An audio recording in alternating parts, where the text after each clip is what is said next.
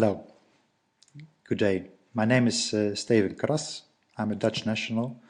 I work with the General Secretariat of the Council of the European Union in the unit of Hans Nielsen dealing with criminal law and fundamental rights.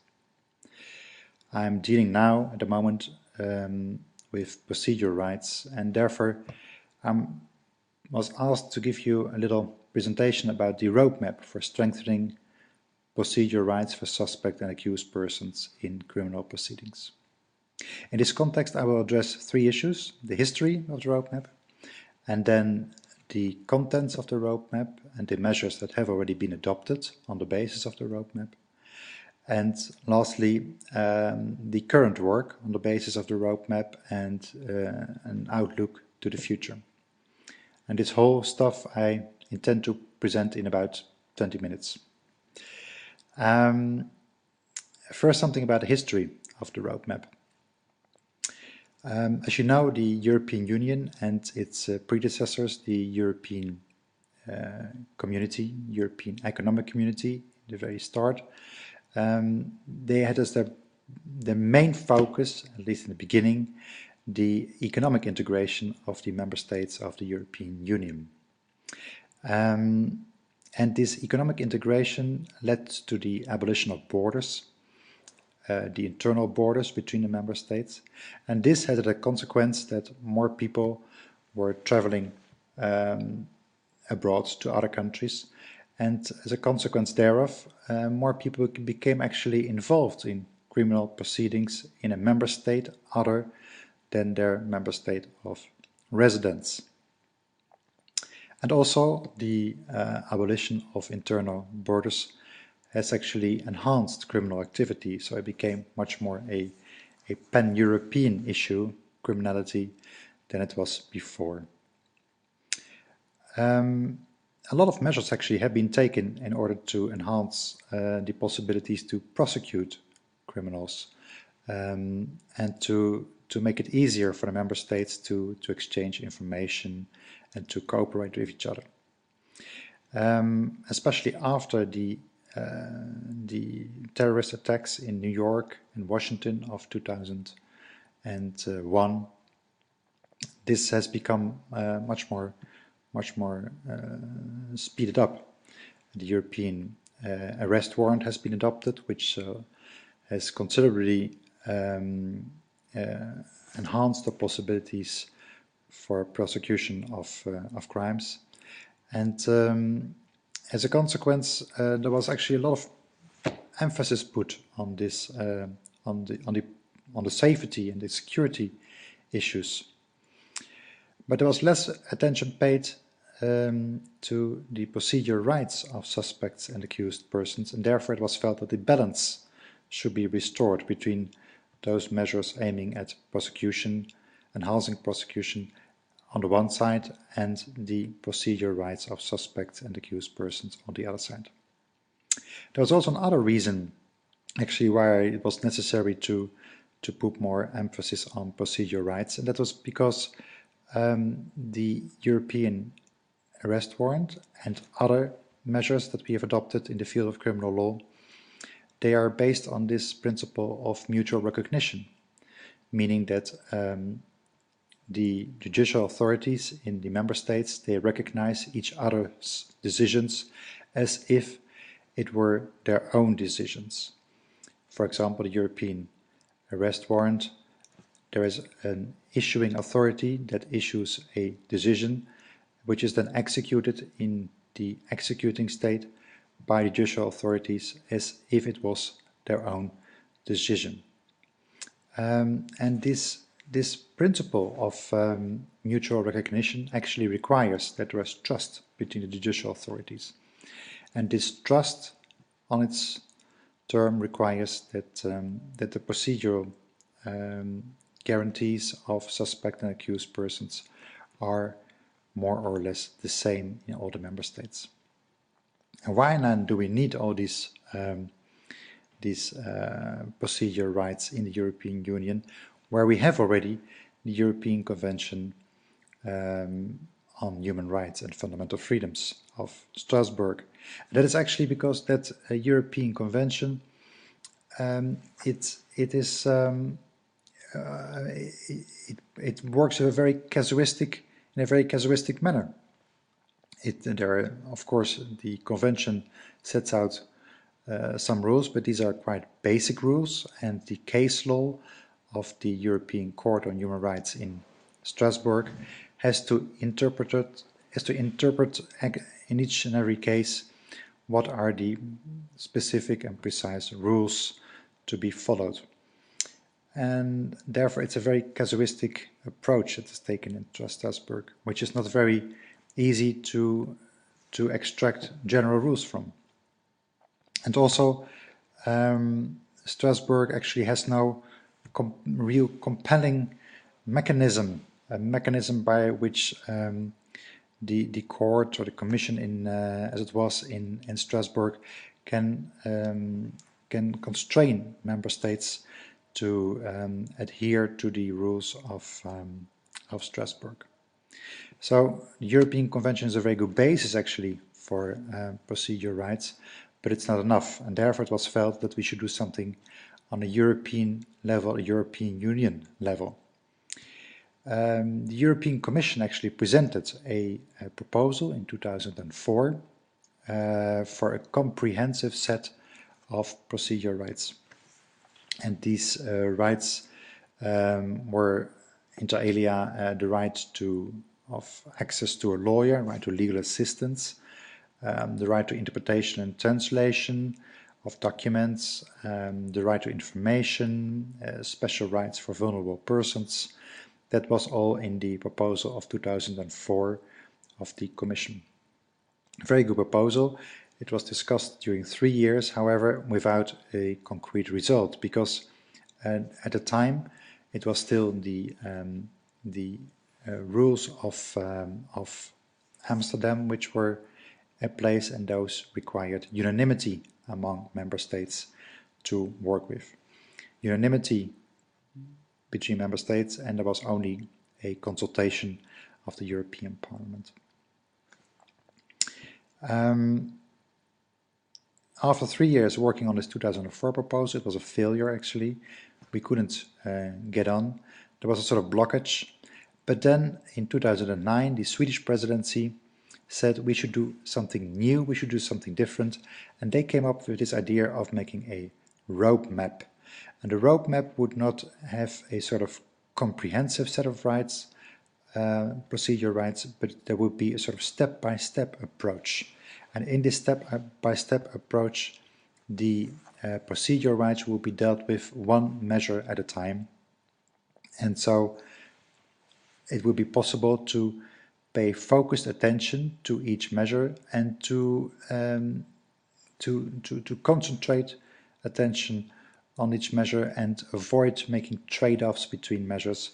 And so therefore it was felt that it was easier to make progress, because we could start with a first, let's say, more easy measure, then have a concrete result, and automatically the other measures would flow from there. There would be no trade-offs and so on. And this roadmap was actually proposed by the Swedish presidency, and it was very positively received by member states. And very soon, actually, in 2 months only, there was an agreement reached on this roadmap, and it was actually adopted on the 30th of November 2009, the day before the entry into force of the Lisbon Treaty. And this Lisbon Treaty on itself also made a lot of new things possible in the field of criminal law, because the requirement of unanimity was abandoned, and it was replaced by a decision-making according to qualified majority, with the full involvement of the European Parliament, and therefore also this democratic deficit which was apparent before Lisbon was addressed. The roadmap now, it was adopted on the 30th of November. You can find it in the official journal of the European Union. On the official journal of 4 December 2009, page 295 of issue 295, C 295, page 1. And this roadmap, it sets out a sort of wish lists of the European Union in which areas procedural rights for suspects and accused persons should be established. And there are 5 measures actually indicated in the roadmap. The first measure is the measure on the right to interpretation and translation, interpretation of communication between a suspect and accused person and his lawyer. But also translation of documents which are important in criminal proceedings. The second measure, measure B, will be the right to information, that you are informed about the rights that you have, sort of Miranda rights as we have it in the United States, would also then become applicable in the European Union. And the information about the charges, that you were informed about the charges. The third measure, measure C, is about the right of access to a lawyer, actually legal advice and legal aid, as it was put forward in the roadmap. Measure D is about the right to be informed, the right to communicate actually with relatives and employers and consular authorities. I'm already thinking about current work, because current work we say that's the right to have somebody informed of your deprivation of liberty. That's how we call it now. And measure E in the roadmap is about special rights for vulnerable persons. We also have a measure F, and that's about detention conditions, but that's not a measure which is asked for. It's more a sort of green book that we have invited the Commission to make. This is the 5 measures, is let's say the roadmap as it is set for in the wish list of the Council. And the Commission is asked to present proposals on these 5 measures. Can be legislative proposals, can also be other measures, accompanying measures. And it is clearly said that the roadmap is not exhaustive, so other measures can also be adopted. It can be complemented with new procedural rights. The roadmap has been actually endorsed by the Stockholm program, which was also adopted under the Swedish presidency. And in the Stockholm program, we see, for example, that the right, the presumption of innocence actually is also mentioned as one of the areas in which some procedural rights work could be carried out. So this is the roadmap as it stands. We have, for the moment, we have adopted 2 measures, the right to interpretation and the right to translation. There we have already adopted a directive. It was adopted in a very quick procedure, actually, in 2010 under Swedish and Spanish presidency. And in May 2010, it was agreed, and in October 2010 it has been published in the official journal of the 26th of October 2010 on number 280, page 1, and that's an L number because it's legislation. That is the directive on the right to interpretation translation, measure A as we call it. Measure B has also been adopted, that's the right to information in criminal proceedings. It took some more time, was more difficult already, because let's say the easier measures were put at the beginning, and slowly we are going to the more difficult measures. But because we have already adopted some measures, it will be easier to agree also on the later ones. The measure B, the directive on the right to interpretation in criminal proceedings, has been adopted on the 22nd of May 2012, also published in the official journal on the 1st of June 2012, number L142, page 1. That's also a very important measure, actually, measure B, It's set out, for example, the requirement that all member states have to inform suspects and accused persons of their rights.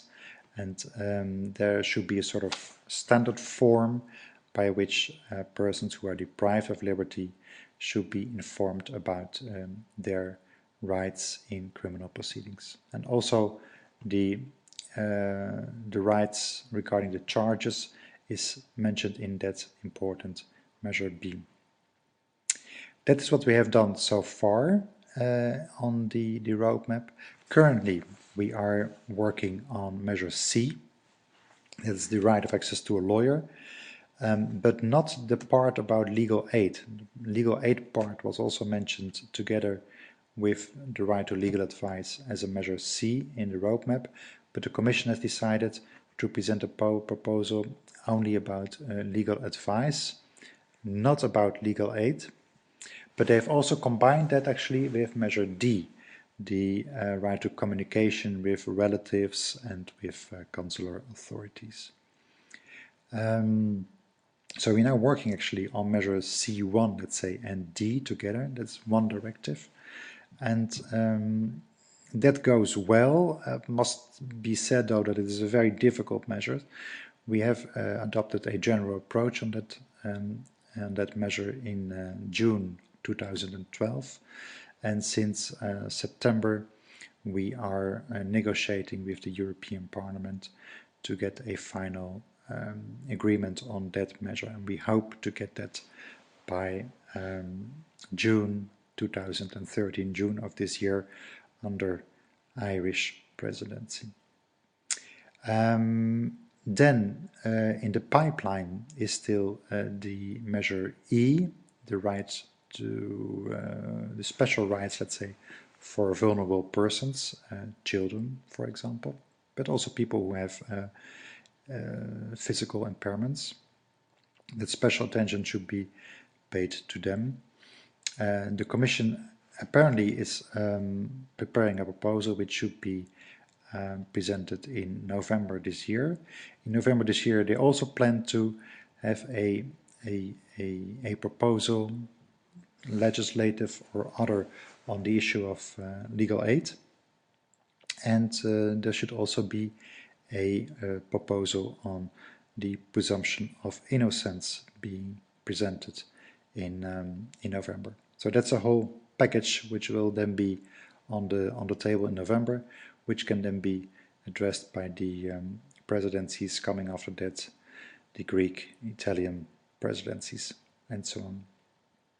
All in all, it's a very passionate area, I must say, the area of procedure rights. I'm personally very much in favor of this project.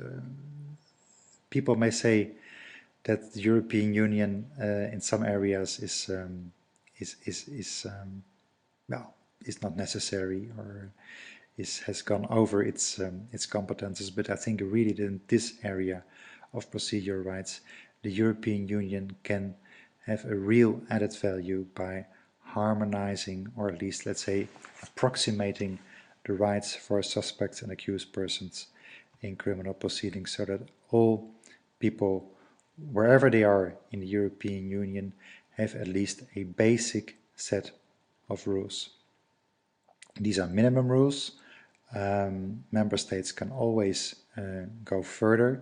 They can always provide more rights, but it's good that we, as a European Union, provide at least a minimum guarantee for our citizens here in the European Union. So this is what I wanted to say.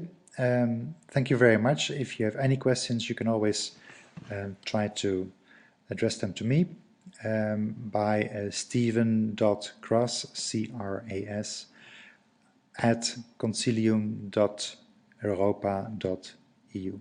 Steven.Cras at concilium.europa.eu. Thank you very much for your attention, and goodbye.